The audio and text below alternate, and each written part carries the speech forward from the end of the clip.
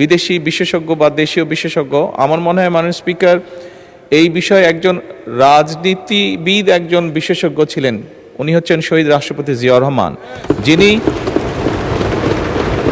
এই কষ্টের জন্য আমি আমার অবস্থান থেকে চট্টগ্রাম শহরে বসবাসকারী সকল নাগরিকের কাছে আন্তরিকভাবে দুঃখ প্রকাশ করছি। কালকে থেকে আমিও দেখেছি সংবাদ মাধ্যমে যে অতি বর্ষণের কারণে বিভিন্নভাবে চট্টগ্রাম শহরের বেশ একটি বড় অংশ তলিয়ে গিয়েছে বা মানুষ কষ্ট পাচ্ছে। মাননীয় স্পিকার, এই সমস্যাটি শুধু চট্টগ্রামে নয়, এই সমস্যাটি বলা যায় সারা দেশেই ছড়িয়ে আছে। এটির সাথে আমাদের অনেক কিছু নির্ভর করছে। ঢাকা শহরে এরকম অনেকগুলো বিষয় আছে যেখানে একটু বৃষ্টিতেই পানি বন্ধ হয়ে যাচ্ছে, আটকে যাচ্ছে, জলাবদ্ধতা তৈরি হচ্ছে। মাননীয় স্পিকার, এটি অনেক দিনের সমস্যা আমাদের। মাননীয় সংসদ সদস্য বলেছেন বিদেশি বিশেষজ্ঞ বা দেশীয় বিশেষজ্ঞ, আমার মনে হয় মাননীয় স্পিকার এই বিষয়ে একজন রাজনীতিবিদ, একজন বিশেষজ্ঞ ছিলেন। উনি হচ্ছেন শহীদ রাষ্ট্রপতি জিয়াউর রহমান, যিনি সমগ্র বাংলাদেশে খাল খননের মাধ্যমে যেমন পানির রিজার্ভার তৈরি করেছিলেন, একইভাবে বন্যা বা জলবদ্ধতাও দূর করেছিলেন। এবং মাননীয় স্পিকার, আমাদেরকে ঠিক একই কাজে আবার ফিরে যেতে হবে। বর্তমান সরকার কর্মসূচিটি নিয়েছে, খাল খনন কর্মসূচি। সারা দেশে এটি করা সম্ভব, সারা দেশে আমরা এই কাজটিও শুরু করেছি।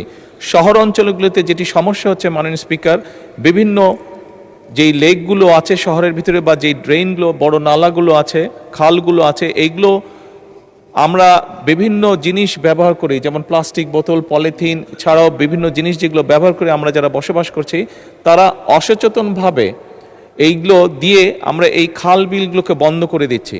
সরকার বিভিন্ন জায়গায় খাল খননগুলো করছে, এই ড্রেনগুলোকে ক্লিন করার চেষ্টা করছে। ঢাকা শহরে কয়েকটি করা হয়েছে, এর মধ্যেও বিভিন্ন ডিপার্টমেন্ট, কিন্তু 7 থেকে 10 দিনের মধ্যে গিয়ে মাননীয় স্পিকার আমরা দেখছি যে আবার মানুষজন অসচেতনভাবে এইগুলোতে বিভিন্ন ময়লা ফেলে জিনিসগুলোকে ব্লক বা ময়লা করে দিচ্ছে। এখানে ঢাকা 12 সাইফুল ইসলাম সাহেব আছে, সাইফুল আলম মাননীয় সংসদ সদস্য আছেন, ওনার এলাকাও এই সমস্যাটি আছে। কয়েকদিন আগে উনি আলাপ করছিলেন আমার সাথে এই বিষয়টি। আমি অন্য এলাকাও যারা সংসদ সদস্য আছেন তাদের সাথে আলাপ করেছি। এটি একটি বিরাট সমস্যা মাননীয় স্পিকার। আমি মনে করি সরকার যে উদ্যোগ নেবে অবশ্যই নিচ্ছে, আরও নেবে। একই সাথে এখানে সকল যারা সংসদ সদস্য উপস্থিত আছেন, আপনার সকলের কাছে আমার একটি বিনীত অনুরোধ থাকবে, আসুন আমরা জনগণের সচেতনতা বৃদ্ধি করি। সচেতনতা বৃদ্ধি করার মাধ্যমে কিন্তু এই সমস্যাটা অনেকাংশে কমিয়ে আনা সম্ভব হবে।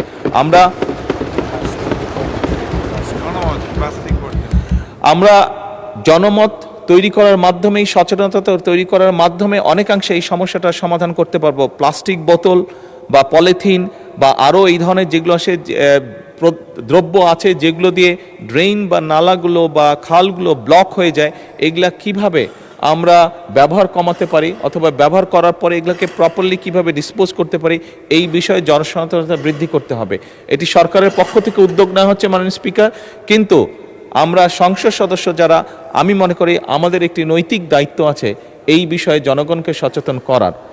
একই সাথে আমি মাননীয় সংসদ সদস্যকে বলতে চাই যে এরই মধ্যে চট্টগ্রাম সিটি কর্পোরেশনের যে প্রশাসক আছে, ওনার সাথে আমার কথা হয়েছে। উনি এর মধ্যেই চেষ্টা করছেন, কিন্তু এখন তো এটা অনেক বড় একটা ওয়াটার লগ হয়ে গিয়েছে, স্বাভাবিকভাবে একটু সময় লাগবে। এই কষ্টের জন্য আমি আমার অবস্থান থেকে চট্টগ্রাম শহরে বসবাসকারী সকল নাগরিকের কাছে আন্তরিকভাবে দুঃখ প্রকাশ করছি। আমরা চেষ্টা করছি